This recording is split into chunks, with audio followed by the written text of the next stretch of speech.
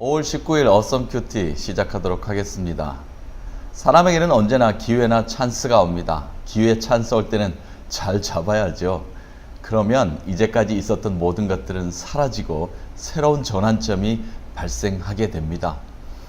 오늘 남유다에게도 이스라엘 백성에게도 여호와 하나님의 찬스를 주십니다. 기회를 주십니다. 돌아오라. 그럼 내가 용서할 것이다. 라는 메시지를 계속해서 주고 계셨습니다. 오늘 4장 시작합니다. 오늘 4장에서부터는 여호와 하나님께서 본격적으로 돌아오면 내가 어떻게 해줄 것이다. 이제 심판이 너에게 있을 것이지만 너희들이 돌아오기만 하면 그것을 면할 수 있는 방법이 있다. 방법을 이제 제시하기 시작을 했습니다. 찬스가 온 겁니다. 기회가 온 겁니다. 남유다가 잡을까요? 이스라엘이 다시 여호와 하나님께로 돌아올까요? 오늘 말씀을 묵상하면서 저와 함께 이때의 상황을 한번 예레미야가 선포하는 모습을 통해서 한번 바라보도록 하겠습니다. 자, 오늘 4장 1절입니다. 여호와께서 이르시되 이스라엘아 내게 돌아오려거든 내게로 돌아오라. 돌아오면 돌아오지 내게로 돌아오라. 한두 번 속은 게 아니에요. 이스라엘 백성이 돌아오긴 하는데 엉뚱한 곳으로 돌아간 겁니다. 돌아오는 척 하다가 또 딴 곳으로 가버린 거예요. 그래서 하나님께서 말씀하십니다. 이스라엘아 돌아오려거든 내게로 돌아오라. 이렇게 말씀하십니다. 2절 말씀에 계속 말씀하셔요. 돌아오면 너희들에게 진실, 공의, 정의가 다시 한 번 더 살아날 것이다. 그런 삶을 살 수 있을 것이다 라고 이야기를 하고 있습니다. 그러면서 돌아오기 위해서는 너희가 두 가지를 행해야 된다라고 비유를 통해서 우리에게 말씀하고 계십니다. 3절 말씀에 어떤 말씀을 주시냐면은 묵은 땅을 기경하라 라고 말씀하십니다. 그리고 씨를 뿌릴 때 가시덤불에다가 씨를 뿌리지 말라라고 이렇게 말씀하셔요. 묵어있는 땅에다가 이제 농사를 짓기 시작을 해야 됩니다. 농사를 짓기 위해서는 땅을 이제 밑에 있는 산소 다시 공급해야 되잖아요. 공기를 다시 주입해야만 거기에 새로운 씨앗이 생성되고 자라는 호흡을 할 수 있는 기반이 다져지게 되는 겁니다.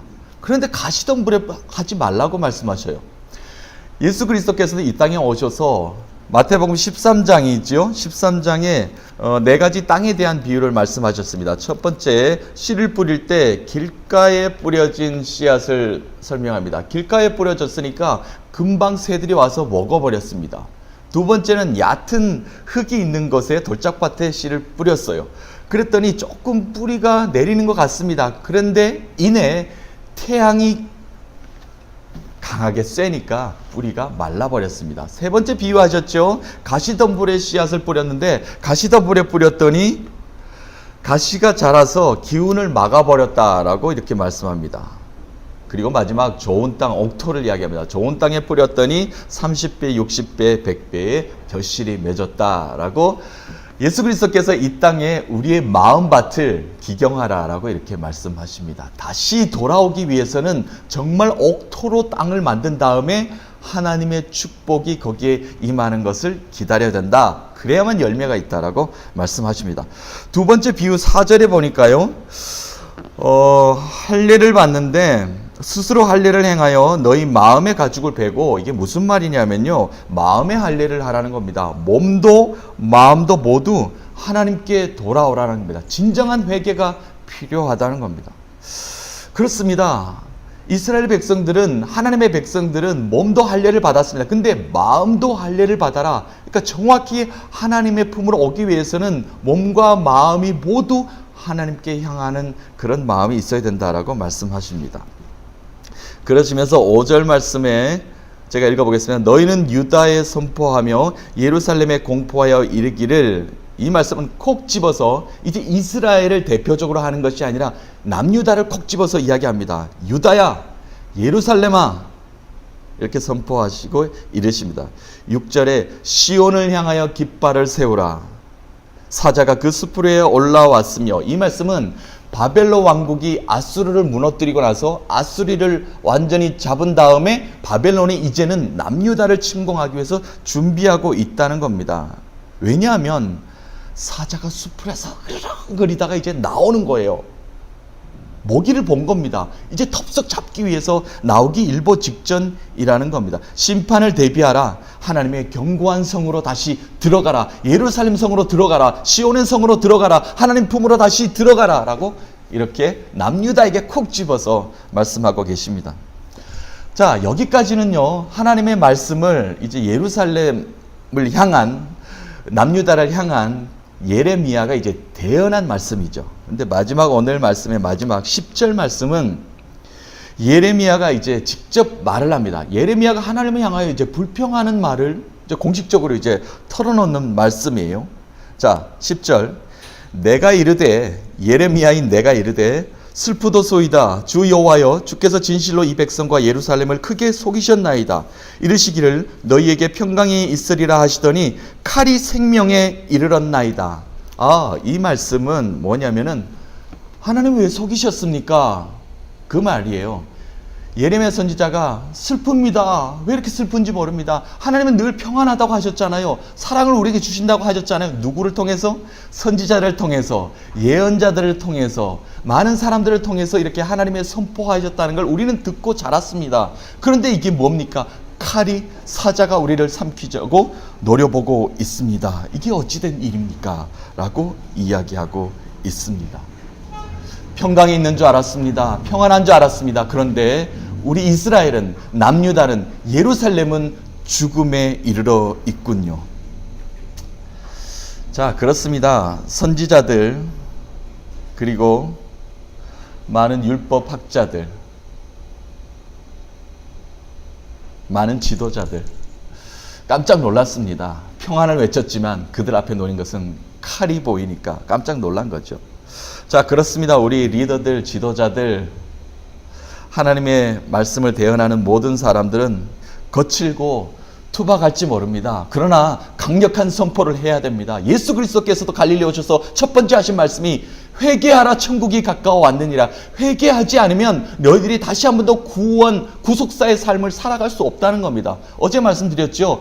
회개가 없이는 우리는 구원받은 백성이지만 구원의 삶을 매일매일 살아갈 수가 없는 거예요. 한번 구원받았다고 천국 가는 것은 필요합니다. 그러나 구원의 삶을 매일매일 살아가는 그 기쁨을, 그 감사를 누리지 못하고 살아가게 된다는 겁니다. 우리는 심판을 대비해야 됩니다. 하나님의 진노를 대비해야 됩니다. 악으로부터의 공격을 대비해야 됩니다. 우리만 잘 살면 됩니까? 교회만 평안하면 됩니까? 교회만 기뻐하고 화목하면 됩니까? 교회만 좋은 프로그램, 좋은 건물에서 하나님께 예배 드리면 됩니까? 그렇지 않다는 겁니다. 믿지 않는 사람들이 이 세상에는 얼마나 많은지 모릅니다. 하나님을 모르는 사람이 얼마나 많은지 모릅니다. 예수 그리스도의 십자가의 피 흘림, 그러니까 다시 살아나심을 모르는 사람들이 이 세상에는 얼마나 많은지 모릅니다. 그들에게 투박하게 이야기합니다. 예수 그리스도의 십자가의 보혈을 이야기합니다. 십자가가 매끈하고 세련되지 않았습니다. 못질이 되어 있었습니다. 투박했습니다. 피가 묻어 있었습니다. 그 십자가를 우리는 왜 이야기하고 있지 않는지 우리는 다시 한 번 더 오늘의 말씀을 통해서 다시 한 번 더 선포해야 됩니다. 회개해야 됩니다.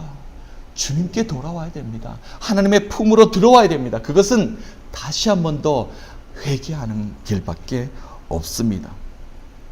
우리는 묵어있는 땅을 다시 한 번 더 기경해야 됩니다. 갈아엎어야 됩니다. 새로운 마음가짐을 가져야 됩니다. 마음에 할례하는 마음도 갖고 살아야 됩니다. 그런 마음이 우리 마음속에 불일 듯 일어나야만 하나님께서 돌아오라고 하실 때 딴 길로 가지 않게 됩니다. 정확히 온전히 하나님 품으로 돌아갈 수 있게 되는 것입니다. 저와 여러분은 오늘 꼭 기억했으면 좋겠습니다. 하나님은 오늘도 돌아오라고 우리에게 손짓하고 계십니다. 이스라엘 백성에게, 남유다에게, 예루살렘에게, 우리 교회에게, 그리고 우리에게 이렇게 말씀하십니다. 땅을 기경하라라고 말씀하십니다. 그리고 몸과 마음이 모두 할례받은 백성으로 회개하는 마음으로 돌아오라라고 이렇게 우리를 부르고 계십니다. 오늘 한날 하나님이 우리를 부르셨을 때 아멘 주 예수여 내가 주님께 달려가나이다. 주님의 품으로 달려갑니다. 이렇게 하나님의 품으로 달려가셔서 하나님을 마음껏 평안함을 누리시는 여러분 되시기를 간절히 축복합니다. 하나님은 우리와 언제나 함께 하시고 오늘도 마음문 열어놓고 우리를 돌아오기를 기다리고 계십니다. 그 하나님 품 안에서 마음껏 축복을 누리시는 오늘 한 날 되시기를 간절히 축원합니다.